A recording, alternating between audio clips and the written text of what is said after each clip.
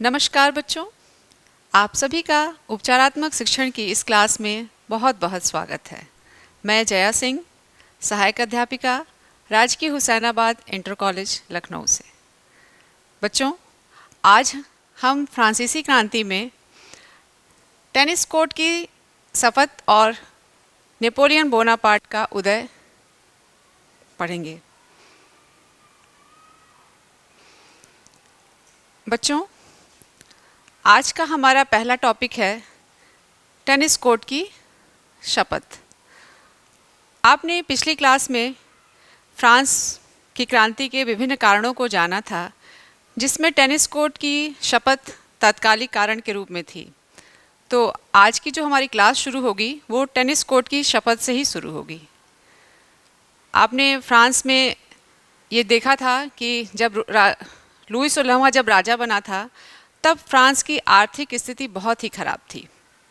France में आर्थिक संकट ज़बरदस्त था, राजकोष बिल्कुल खाली हो चुका था और लुई 16वां और उसकी रानी दोनों ही ऐशो आराम में व्यस्त थे। प्रजा के प्रति उन अपने कर्तव्य को वो बिल्कुल भूल चुके थे। उन्होंने अपने ऐशो आराम बनाए रखने के लिए प्रजा पर नए कर लगाने की सोची, लेकिन कर लगाने का फ्रांस में एक अलग ही नियम था कि राजा को स्टेटस जनरल की एक बैठक बुलानी पड़ती थी। आइए पहले हम स्टेटस जनरल को जान लेते हैं। स्टेटस जनरल फ्रांस की एक प्रतिनिधि सभा थी, जहां पर तीनों स्टेट के सदस्य जो है इकट्ठा होते थे और नागरिकों से जुड़े मुद्दे पर अपने विचार विमर्श करते थे। तब राजा कोई भी फैसला लेता था। लुई 16वें ने 5 मई 1789 को स्टेटस जनरल की बैठक बुलाई।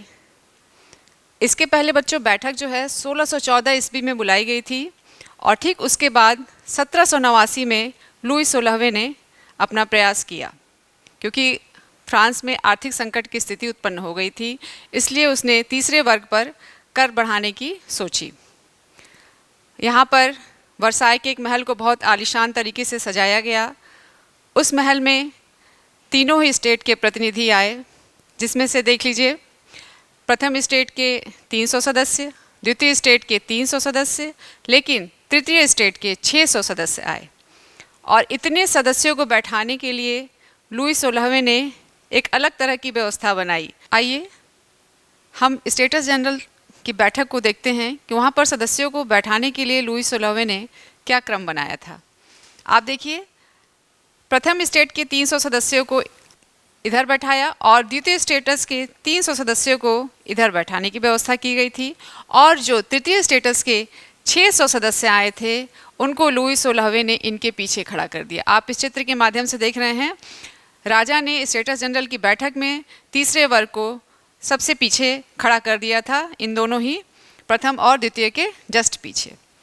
बच्चों, जबकि तृतीय स्टेटस में शिक्षित और समृद्ध लोग शामिल थे, ज़्यादातर इसमें वकील, शिक्षक और व्यापारी वर्ग सम्मिलित था।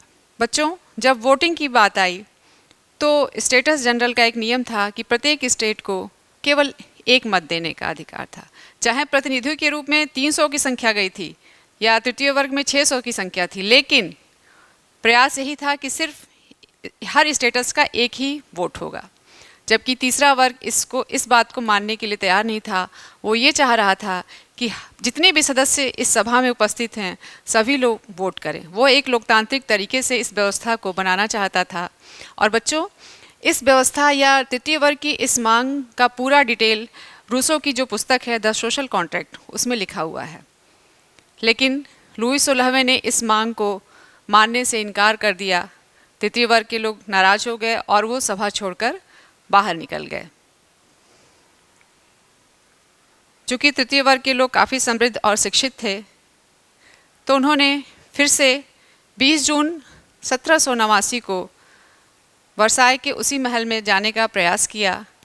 लेकिन जब वो महल में पहुंचते हैं तो वहाँ पर ताला बंद था और उसके चारों तरफ सैनिक लगे हुए थे। सैनिकों ने उनको ये सूचित किया कि यहाँ पर कुछ मरम्मत का काम चल रहा है, इसलिए भवन में ताला लगा हुआ है।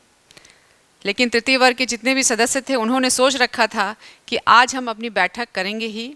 तो उन्होंने वर्साय में ही एक टेनिस कोर्ट था, जहाँ पर राजा के सुख सुविधा के लिए ही वो बनाया गया था, मनोरंजन के लिए। उन लोगों ने उसी टेनिस कोर्ट को यूज़ किया। आप ये पिक्चर देख सकते हैं, और ये पिक्चर जो है टेनिस कोर्ट की शपथ से ही संबंधित है, जहाँ पर लोगों द्वारा शपथ ली जा रही है। टेनिस कोर्ट में सभी सदस्य इकट्ठा हुए और इस शपथ समारोह की अध्यक्षता मिराबियो और आबेसिए ने की थी। इन्हीं के नेतृत्व में इन सभी सदस्यों ने अपने आप को नेशनल असेंबली घोषित किया और यह कहा कि जब तक सम्राट की शक्तियों को कम करने वाला संविधान तैयार नहीं किया जाएगा तब तक असेंबली भंग नहीं होगी। मतलब इन लोगों ने तय कर रखा था कि हर हाल में फ्रांस में एक संविधान तैयार किया जाए और फ्रांस का राजतंत्र समाप्त करके गणतंत्र को स्थापित किया जाए। बच्चों, इसमें एक महत्वपूर्ण टॉपिक है, इसको आप ध्यान में रखेंगे, जैसे कि इस शपथ को जीन सिल्वन बैली ने दिलवाया था। बच्चों, यही घटना विश्व के इतिहास में टेनिस कोर्ट की शपथ के नाम से जानी जाती है। आइए बच्चों, हम लोग मिराबियो और आबेसियो को जान लें। मिराबियो ये एक कुलीन वर्ग के थे, लेकिन कुलीन वर्ग के होते हुए भी ये सामंती विशेषाधिकार जो था उसका विरोध करते थे, ये सामंती व्यवस्था का विरोध करते थे। इनका ये मानना था कि फ्रांस में रहने वाले प्रत्येक व्यक्ति को वोट करने का और चुनाव लड़ने का अधिकार मिलना चाहिए। और आबेसिए ये एक पादरी थे और इन्होंने जब तृतीय स्टेटस की बैठक हुई थी उसके संदर्भ में एक प्रचार पुस्तिका पैम्पलेट भी छपवाई थी जिसका नाम था तीसरा स्टेट क्या है। इन दोनों ही व्यक्तियों ने 1791 में जो फ्रांस के संविधान का प्रारूप तैयार हुआ या टेनिस कोर्ट की शपथ, इसमें महत्वपूर्ण भूमिका निभाई थी। बच्चों, मैं उम्मीद करती हूँ कि आपको टेनिस कोर्ट की शपथ बहुत अच्छे से समझ में आ गई होगी। आइए चलिए एक गतिविधि करते हैं। आपने अभी टेनिस कोर्ट की शपथ का चित्र देखा।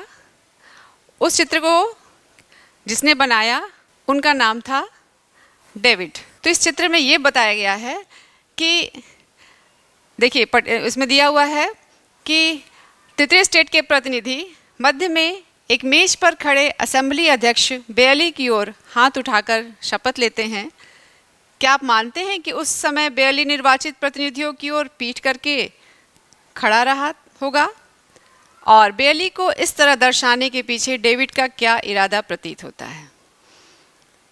इस चित्र के माध्यम से हमें ये समझना है कि जो ये बेयली हैं जो शपथ दिला रहे हैं, क्या इनकी पीठ जो निर्वाचित प्रतिनिधि हैं उनकी तरफ है? नहीं बच्चों।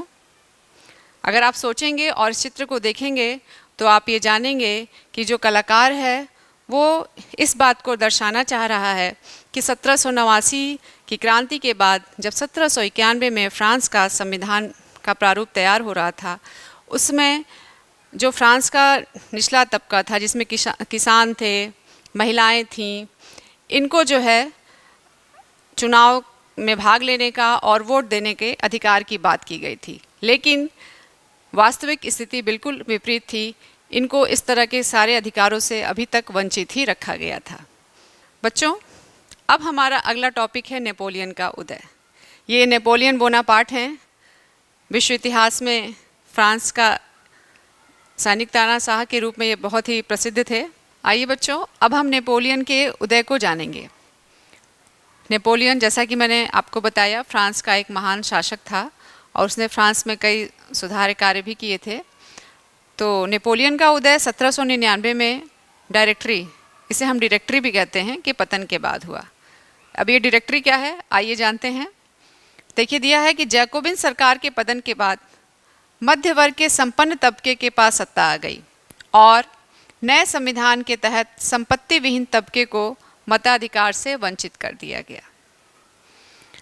इन परिषदों ने 5 सदस्यों वाली एक कार्यपालिका डायरेक्टरी को नियुक्त किया। अब ये डायरेक्टरी क्या, इसको थोड़ा जानने के लिए हमें पीछे जाना पड़ेगा और हमें जैकोबिन क्लब के बारे में जानना होगा। जैकोबिन क्लब, आपने रोबेस्पियर का नाम सुना होगा, जिसके शासनकाल को आतंक का युग कहा जाता है। उसके पतन के बाद शासन सत्ता डायरेक्टरी के पास आ गई थी, लेकिन डायरेक्टरी के सदस्यों और विधान परिषद के सदस्यों में आपस में बहुत तनाव चलता था और इसी तनाव का फ़ायदा लिया नेपोलियन ने और 10 नवंबर 1799 को उसने डायरेक्टरी को भंग करके फ्रांस की शासन सत्ता अपने हाथ में कर ली, या कहा जाए तो फ्रांस का प्रथम काउंसलर बन गया। ये है बच्चों नेपोलियन का उदय। नेपोलियन 1804 में फ्रांस का सम्राट बना और उसी समय उसने एक सिविल कोड जारी किया जिसे हम नेपोलियन संहिता के नाम से जानते हैं। इसके अंतर्गत उसने फ्रांस में अनेक सुधार किए थे। आइए उन सुधारों को अब हम जानें। आइए अब हम नेपोलियन द्वारा किए गए कार्य को समझते हैं। तो सबसे पहला कार्य है इसका जन्म पर आधारित विशेषाधिकार समाप्त। इसका मतलब ये था, या आपने देखा होगा कि राजा के बाद उसका बेटा ही शासन बनता है, फिर उसके बाद उसका बेटा शासन बनता है, ये परिपाटी चलती है। नेपोलियन ने इस प्रथा को समाप्त कर दिया। फिर दूसरा देखिए, कानून के समक्ष बराबरी। इसके अनुसार फ्रांस का कोई भी व्यक्ति, चाहे वो अमीर हो या गरीब हो, उसको एक समान माना गया और उसके लिए एक समान न्याय की व्यवस्था भी की गई। तीसरा देखिए, सामंती व्यवस्था समाप्त। ये सामंत जो थे इनको विशेषाधिकार प्राप्त थे। ये जो तृतीय वर्ग के लोग थे, जो आम जनता थी, उनसे ये कर वसूलने का काम किया करते थे। नेपोलियन ने इस व्यवस्था को भी समाप्त कर दिया। फिर है यातायात और संचार में सुधार। नेपोलियन ने इसके संदर्भ में भी काफ़ी कार्य किया। उसने रेलवे ट्रैक का भी निर्माण कराया जिससे कि फ्रांस में एक यातायात में सुगमता आई और लोगों को इसकी बहुत सुविधा मिली। फिर अगला है एक समान कानून और माप तौल। ये इसकी सबसे स्पेशल व्यवस्था थी। एक समान कानून मैंने बताया, जैसे कानून के समक्ष बराबरी, यानी हर व्यक्ति के लिए एक जैसा कानून। और माप तौल का मतलब कि जैसे हम कभी बाज़ार में जाते हैं सामान लेने के लिए, तो हम लोग एक बाट देखते हैं। अगर 1000 किलोग्राम का बाट बना हुआ है तो सबका एक ही जैसा होगा। ये नहीं कि किसी का 500 का हो जाएगा और किसी का 900 का हो जाएगा, किसी का 1100 का, यानी सबके लिए माप तौल की एक व्यवस्था कर दी। फिर लास्ट में देखिए, किसानों को जागीरदारी के शुल्कों से मुक्ति, यानी जो किसान थे उनको जो एक टैक्स देना पड़ता था, इस टैक्स से नेपोलियन ने मुक्ति दिला दी थी। बच्चों, इस तरह से आज का ये टॉपिक रहा, नेपोलियन का उदय। और मैं उम्मीद करती हूँ कि ये दोनों ही टॉपिक, टेनिस कोर्ट की शपथ और नेपोलियन का उदय, आपको समझ में आया होगा। लेकिन लास्ट में जैसे हम हमेशा करते हैं ना, क्लास में कुछ ना कुछ क्लास वर्क मैम देती हैं, तो चलिए कुछ अभ्यास कार्य किया जाए। आइए बच्चों, अब हम मिलान करते हैं। जो अभ्यास कार्य आपको दिया गया है उसको मैं आपको बता देती हूँ, आप इसे अपनी नोटबुक में अच्छे से लिख लीजिएगा, ठीक है। तो सबसे पहला है स्टेटस जनरल। ये क्या है? ये मैंने आपको बताया था, ये एक प्रतिनिधि सभा जहाँ पर तीनों स्टेटों की बैठक बुलाई जाती थी। तो हम इसको इससे मैच कराएंगे। फिर 20 जून 1789 ईस्वी, इसमें क्या हुआ था? इसमें जो है टेनिस कोर्ट की शपथ ली गई थी। फिर तीसरा स्टेट क्या है, यानी इसको किसने लिखा था? इसको लिखा था बच्चों, ये आबेसिये की प्रचार पुस्तिका है। फिर अगला है 1799 ईस्वी, इसमें क्या हुआ था? नेपोलियन का उदय। फिर है नेपोलियन संहिता, ये कब बन के तैयार हुई थी? 1804 ईस्वी में। बच्चों, इस तरह से ये अभ्यास कार्य था जिसको मैंने आपको करवा भी दिया है और उम्मीद करती हूँ कि ये टॉपिक आपको समझ में आ गया होगा। अगर आप इससे संबंधित कुछ और ज़्यादा जानकारी लेना चाहते हैं तो आप इसमें अरिहंत पब्लिकेशन की जो रेफरेंस बुक है उसको भी देख सकते हैं, साहित्य भवन की भी बुक है उसको भी आप पढ़ सकते हैं। चलिए अब हम फिर अगली क्लास में मिलते हैं। धन्यवाद।